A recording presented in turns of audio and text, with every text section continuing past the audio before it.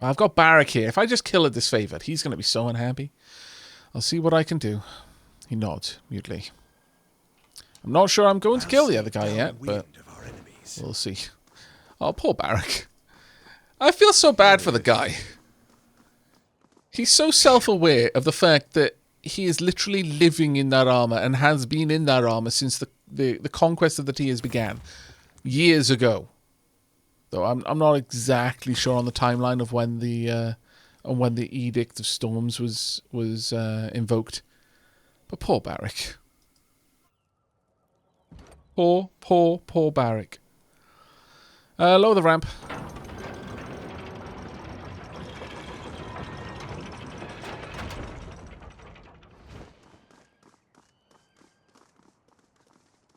Right then, Warbler. We have a chat to have. What a mess! There was a time when I thought this was all going to go in somewhere.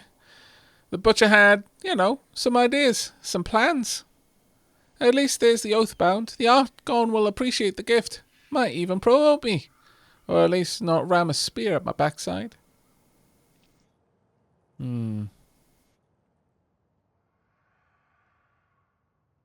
See, your mistake, Warbler, was not immediately opening with what you owed me and how you were going to make good on it.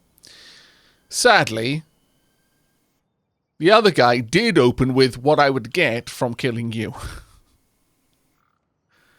It seems that in your training to be a butcher of men, Narat did not teach you the finer art of diplomacy, or at the very least, trade.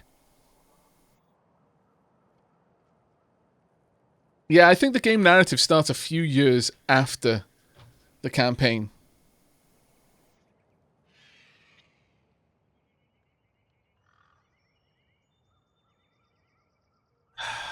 Okay, you're not leaving this place. Oh, come on, really? All around you, blades slide from the sheets. I feel bad for you, Warbler, really. It's just you had the less effective argument. It's all that this was. You just didn't talk as well. That's all it was. I'm sorry. Okay, right, we've got some problems here. Barak, I need you to do some thingamajigs. Namely, I need you to lure a couple people in. I need to be using my swords. Lantry, I need you to drop a slumber about there. Try and catch as many people as you can. I'm going to focus my attentions there. You're dropping a wave of despair. Good with that. Lantry, are you getting that sleep off or no? I don't think you are, sadly. Lantry, move back. Right, slumber. I would very much like you to put everyone to sleep that isn't directly fighting someone. Great, you're bleeding. Alright. Drop a rhyme spike. I am going to drop an aura of fear on Barak. There we go. Well done. Now, let me move away. Okay, that woke a couple of people up, sure. But let's get our mages out of this immediate problem. Back, there we go. Let's drop a fireball that'll bounce. It's got a couple of issues, but he should be okay. Drop an electric jolt that'll bounce. Minya, thank you so much for the 60 months. Good lord, has it been 60 months already? Here, have another sub, you bearded Welsh bastard. Thank you very much, Minya. Diolch yn fawr iawn. How are you doing? How's the streaming going?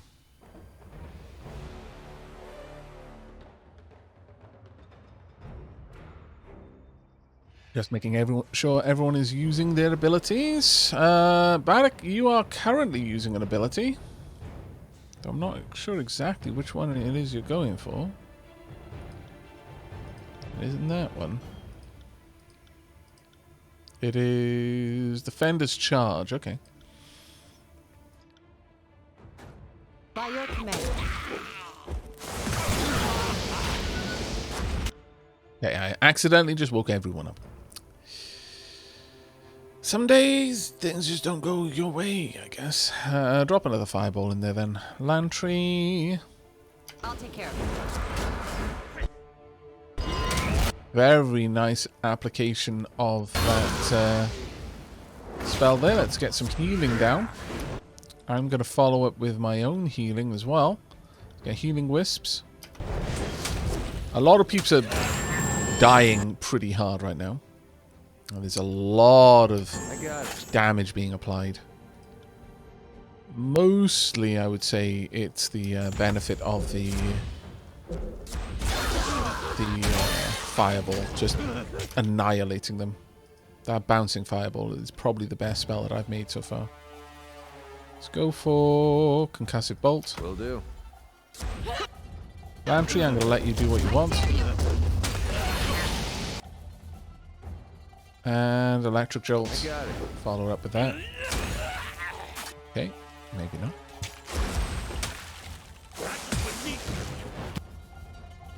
And drop a fireball on him.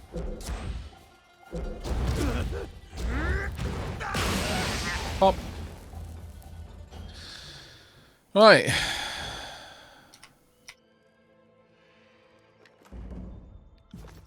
Why are they not showing up?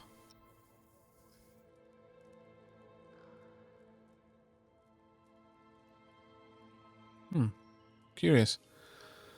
Their loot didn't show up for me. Oh well.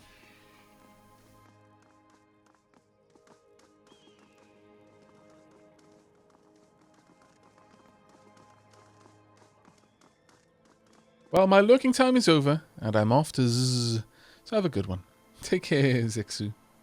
Hopefully it's not Zzz the vent, in which case... well, actually, no. Especially take care, in that case.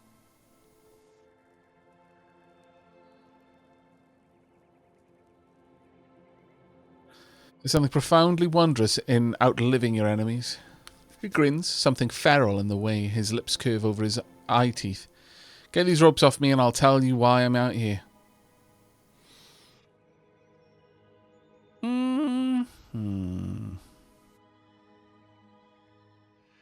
going to go with subterfuge. You got that backwards. Tell me what I want to know, then I free you.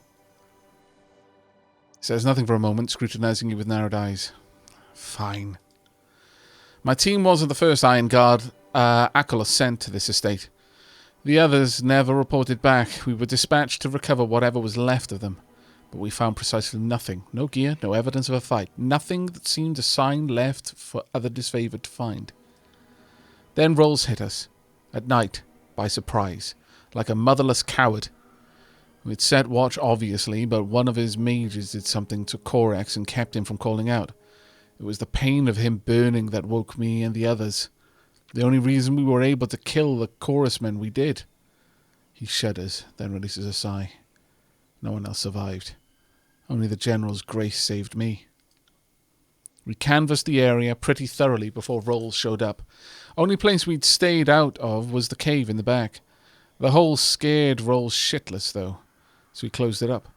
He looks towards the jumbled pile of stone to the north. Wish we'd gotten a chance to check in there for the first crew. Then at least we'd have something to take back to Iron Hearth. There, that's what I know. Want to get me out of these ropes now? No, I'm going to honour the deal. I'm a Fatebinder, not a savage. Thank you, Fatebinder. He straightens as I release him. Then stretches, his joints cracking loudly. He scowls at his arms, which were obviously badly broken and have healed, twisted by his bonds. I appreciate the aid. You know what I know, Fatebinder. I need to return to Ironhearth and report in. He looks at his arms and get these limbs straightened out. No enjoyment in that, I promise. But at least it'll distract me from everything else. Safe travels, I guess. Farewell, Fatebinder. With a final glance at you, the Oathbound walks away.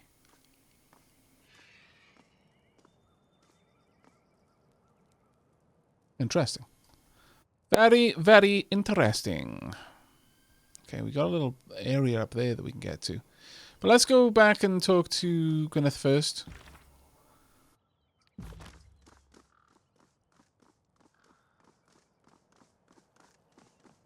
So Aavak is no soldier. I can tell you what I am. I believe I can. Can I bring up any further information? No, I can't. Oh, I can change things apparently though. Is there any way to bring up my attributes?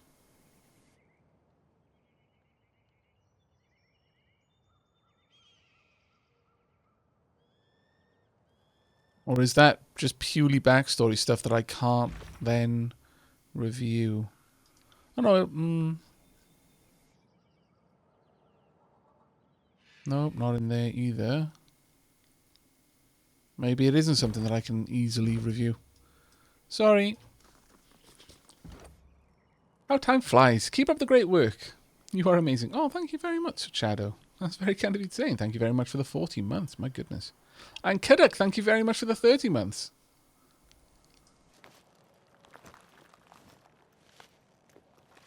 Now then, Gwyneth, let's have a chat. You don't exactly work quiet, do you?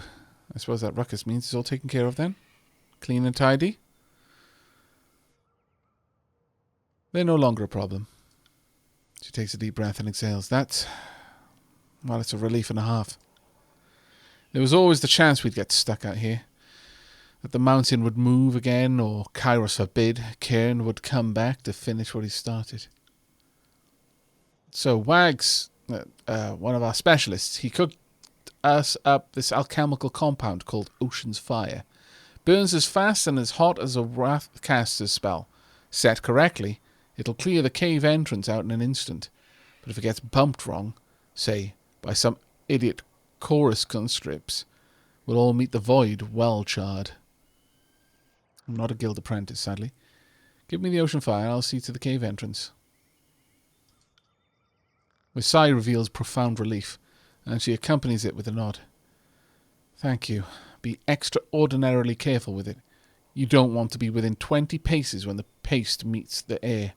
Hunker down behind some rubble up top, then lob it at the cave entrance. Okay. She reaches into one of the crates and pulls forth an unpainted clay pot. She presses it to you with extreme gentleness, and you note that its lid is sealed with a thick ring of melted wax. Oh, and don't miss. Fair? I guess we're going to be stuck behind this rubble again, I suppose. The other thing I could do is I could pop up here and see what there is to see first, but whilst I'm carrying this stuff, maybe I shouldn't? Yeah, maybe I shouldn't. I'm thinking it's probably best that I don't. That I don't take any detours.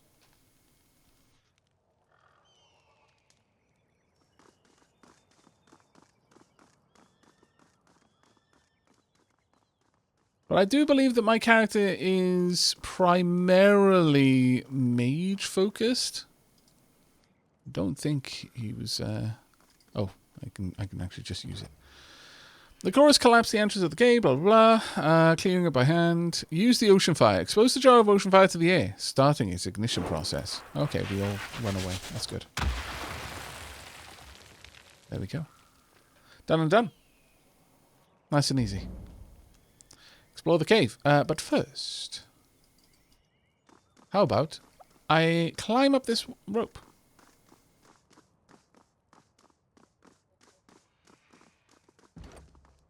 .62 athletics, and that one's a little bit harder.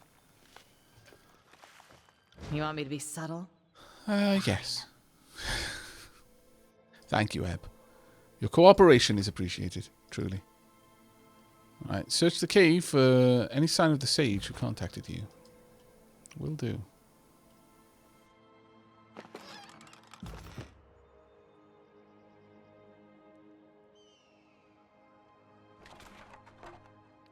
Okay. And tonk. But one of the things, just to come back to my comment about spoilers early on, one of the things I think makes this game so supremely replayable is that having certain party members with you at certain times is going to unlock different stuff. Now, for the most part, I think the game is a little bit forgiving in that it's not super common for it to be, like, you know, one-of-a-kind interactions that would unlock something really important. Though I'm sure certain dialogue options in certain encounters are aided by certain people being in my party. I don't think that it necessarily locks stuff out that is important for us to find in a playthrough by just not having the right person in the right place. But that being said,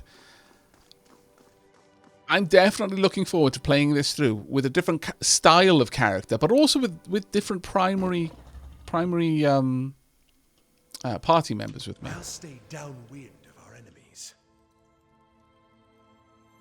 That's a big part of what I'm looking forward to in this. Let's have a look in here. Got quite a lot of things, actually. Luminescent mushrooms dot the cavern's floor, emitting a disquieting glow without providing much in the way of illumination. Oh, I can see why having Kelsey here would have been a good thing. The stone formation quietly hums a slowly modulating melody. Its tune reminds you of the Archon of song. Oh, I can see why Syrian would be a good one to bring along. All right, okay, I see why you mentioned it now.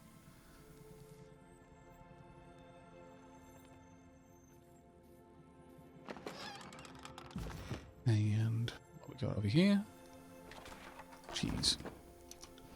Some stinky cheese. The shadows shift before you in a hulking mass of darkness. As they step closer, the pale luminescence of the cave fungi highlights blunt, bony features. Lips curl back over yellow fangs and violet gums, and sinewy muscle tightens as the beast's clawed fingers spread open. Oh, I thought I was going to be voice acted. Another human. The largest of the figures steps forward, revealing herself as a heavily muscled beastwoman covered in rust-coloured fur. Her yellow gaze narrows intensely upon you, nostrils flaring to drink in your scent. Does new human offer man-flesh to Hillstrider's pack, carrying leather-clad offer, more bone than meat, made short meals for beastwoman. Crying, rather. I have no quarrel with you, beastwoman. I'll simply be on my way. Hunter. Now, Hunter is part of my character, so whereas we wouldn't have been able to have this had we not... So that tells me one of them. I'm not sure if there are more. You could be soldier, so on and so forth. Hunter was one of my backstory items.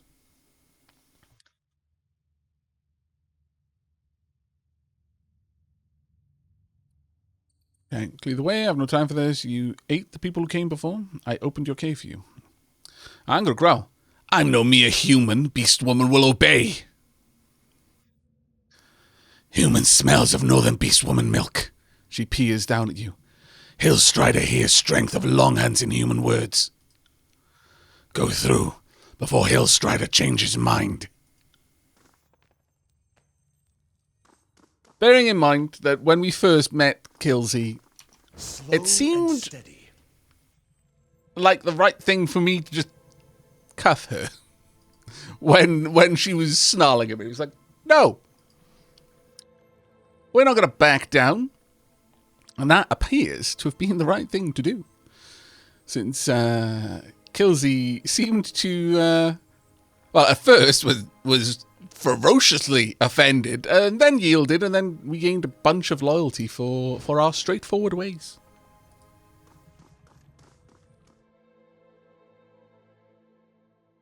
Also, I'm the premier of the Stonestalker tribe. Thank you very much. Me, a human. The Gaul!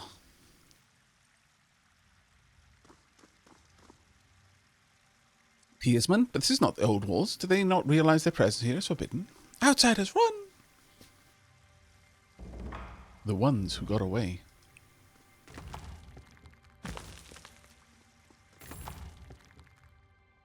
Yes, the beastwomen respect strength, and as you say, specifically the hero number 0, the willingness to use it. Bait Panda, how did you... I mean, welcome. Oh my god, this place is huge! Oh, my lord, I'm going to have to be looking around here for so long. Oh well, it is a thing. Hello, Mel. Fatebinder, Good day to you. The young man greets you with a smile as distant shouts reverberate throughout the area, steadily growing in volume. As you might have observed, your presence comes as a bit of a surprise. It's an unexpected pleasure. I mean, to receive an esteemed servant of the court. He bows stiffly, revealing a row of multi-shaped quills along his back. Sage Lantry! How did you... What are you doing here? I could ask the very same of you. Taking shelter in the old walls, that takes nerves of iron or wits of stone. You're either brave or you're stupid, or you're both. I like it. There's running water. If you don't mind a Bane attack now and again, this isn't the dumbest place to hide. Fair, I suppose. Yeah, there's a source of fresh water. This is unexpected. Though I'm glad to see you alive, my young friend. I'm not here to reminisce. I'm with the Fatebinder now, so I'll need to insist that you start explaining whatever it is you're doing here. I'm Scribe Mel of the Vellum Citadel, formerly of, I suppose I should say. You aren't here to... I mean, Kyros doesn't have another edict in store for us, does he? He taps a long quill against his thigh, its feather plume fluttering nervously in return. I figure if that was the case, I'd be waist-deep in lava as we speak. I love how so much of this ties back to the kind of the character creation-y history that we were a part of in the initial conquering of the Tears. The sage concludes with a half-hearted chuckle that tapers into terrified silence. Glares silently. Oh, I'm so tempted. Oh, so tempted. Oh, you know what? Look, I have to have one every now and then. Welcome to the Bastard's Wound. Or just the Wound. For short, this place is home to several score of men and beasts of all ages. We've been carving out a life here for a few years now, and we're not dead yet. His smile cracks, pumping his hands in a frightened victory strut. Why are you all here? Entering to the old walls is forbidden. Of course. I can see why things might appear that way. He stammers, running his hands clumsily over the scroll along his bandolier. He snatches one from the loop and taps at it nervously. If you look at this drawing of the area, we are, by way of several fathoms, below the old walls you see rising up. So who's to say if we're in the walls or really just underground and underneath the walls, you could say. I mean, other than a Fatebinder, of course, I merely mean to suggest that there's some potential ambiguity as to whether we've really done anything wrong. I could just... Everyone get out! No. The permissibility of this settlement depends upon its contributions to the court and its officers. Oh, God, I love that. Oh, well, you see, if you grease some palms... You can really be a greedy evil if you want to be in this game. You really can. I love this.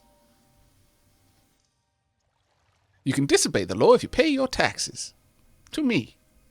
Directly. Now. But no, that's not the character that we've created. It's neither part of his hunter heritage.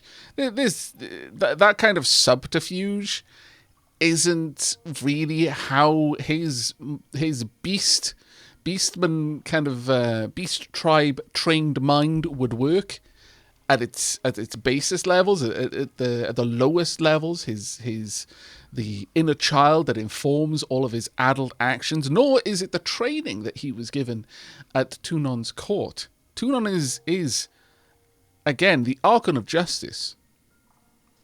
Whilst there's certainly a degree of subterfuge in navigating the rhetoric and nuances of the court, lying and deceit, they are not amongst them. He would not have been taught how to lie.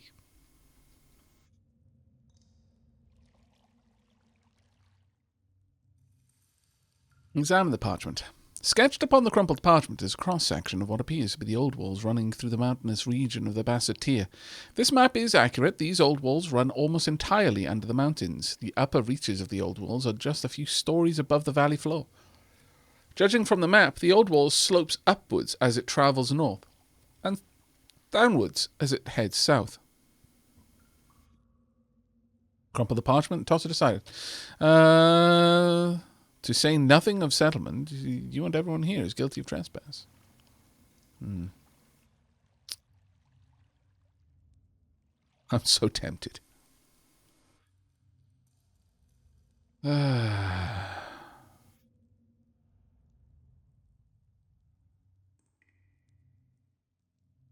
But finally, please, Fatebinder, I assure you, his face turns flushed with anxiety, none of us intended to be here. You came through the cavern passage, did you not?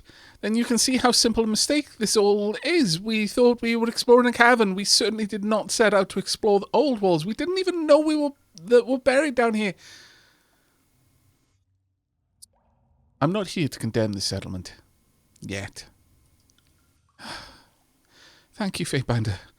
I hear that you gave warning to the sages at the Vellum Citadel before the edict came. I'm glad to see that your mercy extends to us as well. Things here are complicated. I will merely say that this is an unusual place and its legal standing somewhat unclear. We would never knowingly violate Kyros' law, is what I mean. We appreciate your generosity, Fatebinder. I hope that you will come to appreciate the wound in time. No doubt you have many questions for us. I shall do my best to acquaint you with this, outpost. Is there anything I can help you with? See, the reference to the Vellum Citadel is that when I was bade to evoke the Edict of Fire on the Vellum Citadel, I gave the sages warning. I delayed invoking the edict to give those who were going to flee time to flee. So I guess some people here because I gave them that warning ahead of time. Hey, Solar Lancer, how you doing? Okay.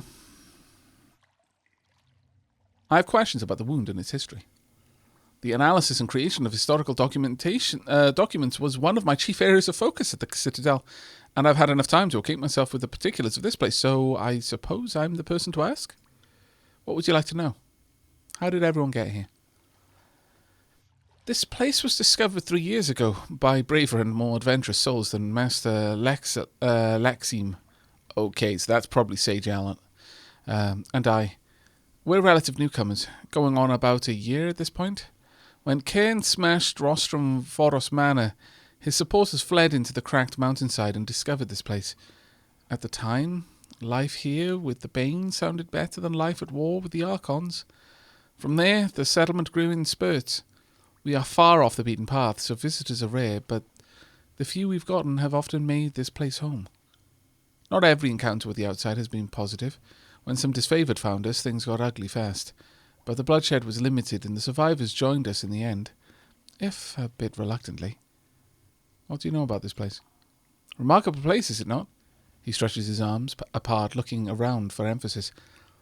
We've no idea how old this corner of the old walls happens to be, but the tunnel leading into it came into being a few years ago. Cairn's fury was unleashed in a battle on the topside, and whatever powers he used split under the mountains and fractured these old walls.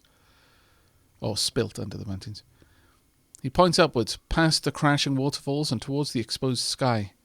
The divided walls flare outward. A giant maw, stretched towards the firmament, cracked the whole damn old walls in half, and now sunlight and water are here for the first time since ever. Makes me wonder if there are other old walls like this that are hidden from view to those of us just walking at the surface. How do you survive in this place? What do you eat? We get enough sunlight to cultivate crops on the upper levels. Cabbage, nash root, radishes, mushrooms even. The biggest challenge here is drinking water, despite appearances. He leans forward while speaking, his tone energetic. It's a rather interesting phenomenon, actually. Something in the old wall's environment leaches into the water and corrupts it, producing a most curious disease in the afflicted. There's no fever or chills, bleeding, vomiting, or what have you, but you will waste away over time, as if one was starving. Tidecaster Wagstaff devised a method to magically treat the water, rendering it safe to consume, and with curative properties for those already sick. This solution is a bit slow at making large amounts, but fortunately, Jaspos constructed some stone aquifers. Water poured into these aquifers will drain a few hours later and emerge purified. Between their contributions, we're able to make the wound a proper home, so long as the two keep their squabbling to a minimum. Do the Bane not threaten you? He nods, absent-mindedly rubbing the dried ink between his fingers. Yes, of course. But we have a system for that. You've met our greeting party in the caves, I take it. Incidentally, what happened to... He shakes his head, dismissing the thought. It doesn't matter. The point is that we have a contingent of beastmen with us, and they've adapted exceedingly well to the old walls, and showed little fear of the abominations. They've been perfectly eager to dig their claws into any that come our way. It's surprising that even works, by the way, but who am I to argue? At any rate, they keep the entry points to the wound clear, and seem content to keep doing so. In fact, I dare say some of them have come to love hunting the Bane, or just have a death wish, and that's why they volunteer for patrol day after day. Lou the Toilet. Hello, mate. Good evening, Canada, my friend across the pond. How's your evening going? I imagine you mean good evening from Canada. My evening is going quite well. I hope yours is going well as well. So many wells in that statement. Oh, well. Aaron, thank you very much for the 11 months, mate. Let's speak of other matters. What do you do here? What don't I do? Someone has to inventory the supplies, take census, ledger trades. It's all pretty unexciting, I assure you.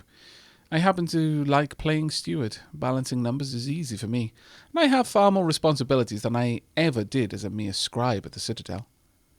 Aren't you a bit young for a sage? If I were a tenured sage, that may well be true, but I'm just an apprentice. Many in the guild scribe for decades before attaining rank. As the school is no more, I suppose I'll never officially be counted amongst the sages, but I'm making my contributions to knowledge by own ways. My master thinks similarly, though I think the loss of the school means more to her. I had a few years to know the other sages. She had a few decades. Where is your master? Maxa Leximi is sadly not among us. She vanished into the lower levels some time ago. She wasn't herself. He furrows his brow, visibly distressed. Life here is rather complicated, and the old walls bless us with numerous mysteries. One of those is an ending sleeplessness, an affliction that drove her mad. Leximi? She's alive? So she survived the Edict of Fire? Lantry's eyes widen with surprise, and you hear the clinking of vials as his entire body trembles. Well, I gave the sages fair warning, glad to know someone listened. Sage Leximi and I go way back. She joined the school a year before I did, so we more or less ran the paces together. If she's alive, why didn't she try to find me? Did you try to contact all the other sages you thought were alive? Right. We tried not to cloud the skies with missive birds. That would just give the enemy something to follow. Like me, she probably tried to avoid detection. Not light a signal flyer. Were you two rivals or friends? Both. Frenemies, you could say. We were chroniclers, so there was competition of sorts. But I think I'm allowed to say we got along well enough.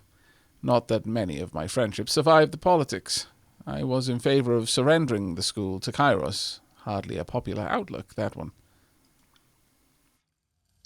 Last I know, she went into the depths of the old walls. To me, that's a death sentence. Especially if she's no longer able to work her magic. I'm so sorry. I wish she had stumbled upon us sooner. Maybe you could have reconnected with her.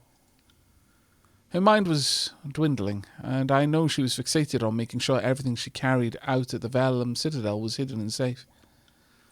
She and I hid one such cache over by the farm. The others are, I presume, deeper in the old walls. Lexamy knew the old sage trick that conceals the stashes, making them fade from view unless another chronicler stands near. When her magic began fading, she made a rush to conceal things, but aside from one stash in the farm, only she knows where the rest lay. Who's in charge here? Unfortunately, that's a matter of debate at the moment. For a while, two men in particular led the settlement, Tidecaster Wagstaff, who had been here the longest, and Forge-bound Master Jaspos. They made it possible to survive here, but rarely see things eye to eye. Were the conditions here not so fragile, I'm certain they would have come to blows ages ago. Well, I'm very glad that we've got Ebb here, then. That's going to be really, really good. Hey, Kiwi Kills!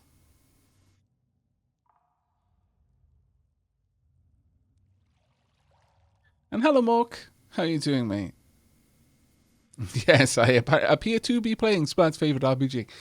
I didn't know it was Splat's favourite RPG, but that doesn't surprise me. It is an amazing game, and he has very fine taste indeed.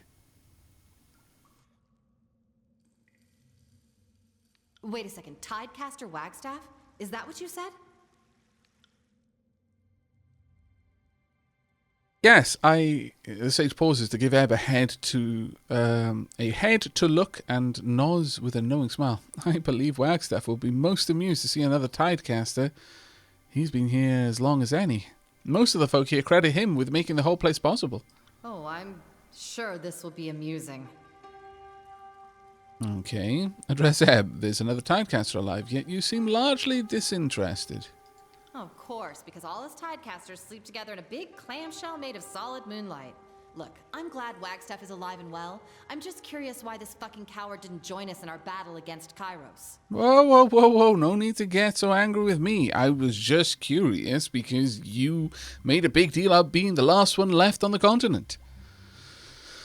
My lord, I'm not casting stereotypes or anything, or maybe I was. I don't know what I heard about in the court. Maybe that is the prevailing theory, that all Tidecasters sleep together in a shell made of moonlight.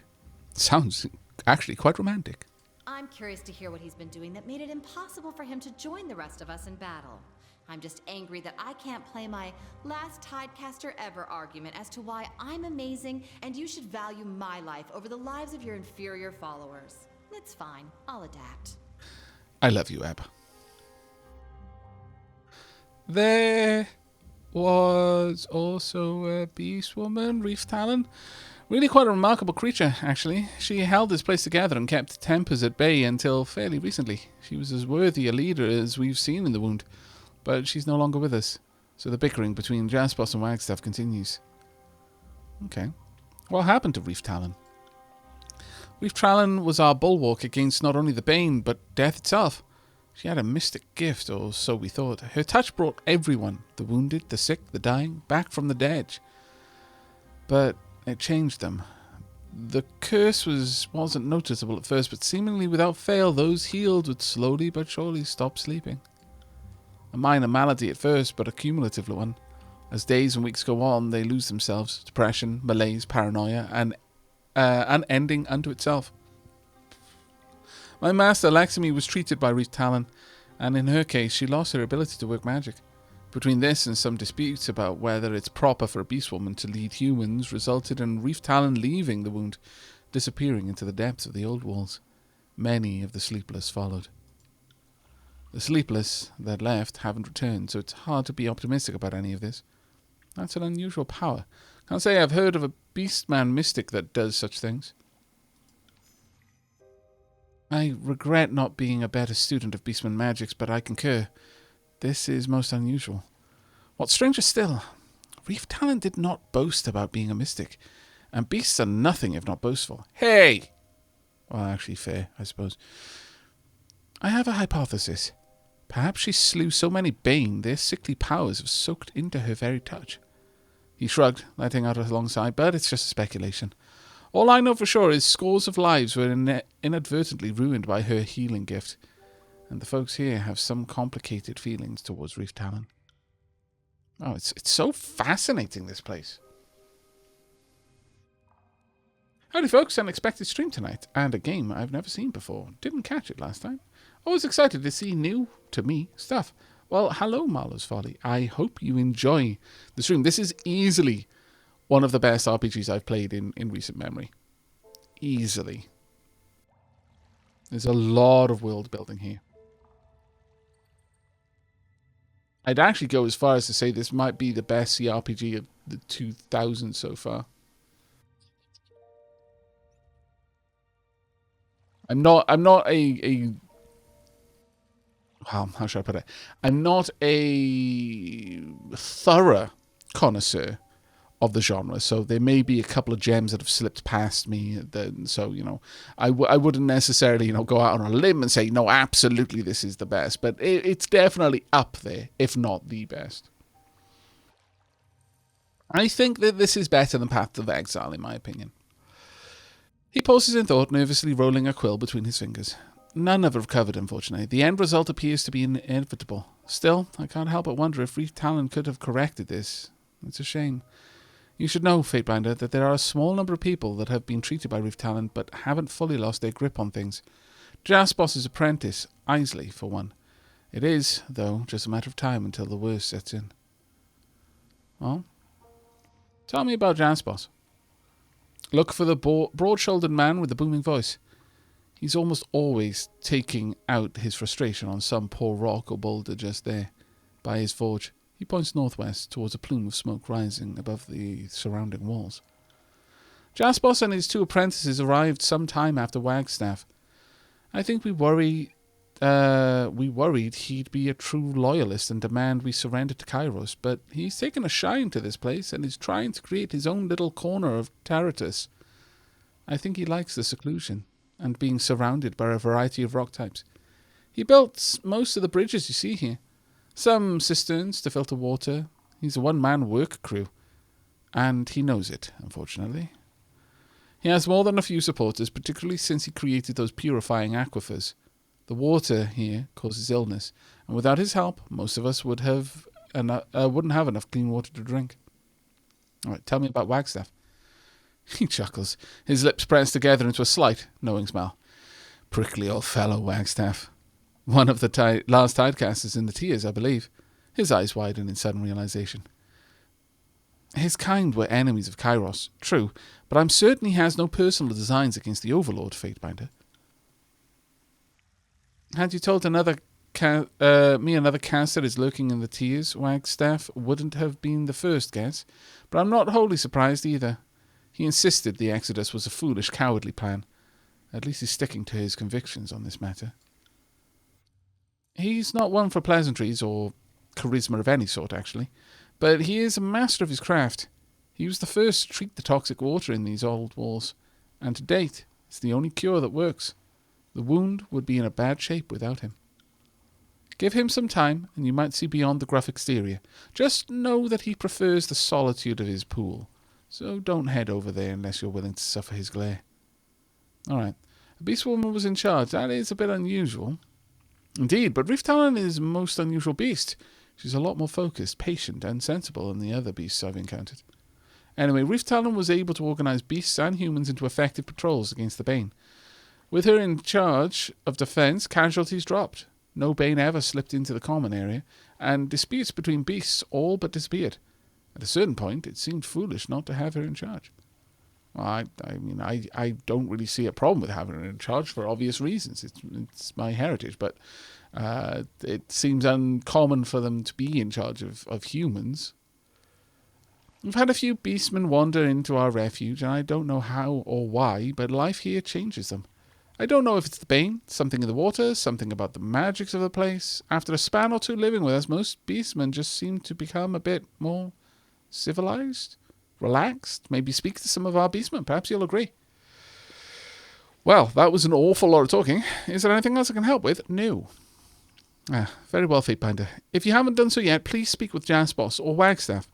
The wound doesn't speak with a single voice, but these two come close to such a thing. As you turn to leave, you see Lantry lost in thought, rubbing his cerulean ink between his finger and thumb.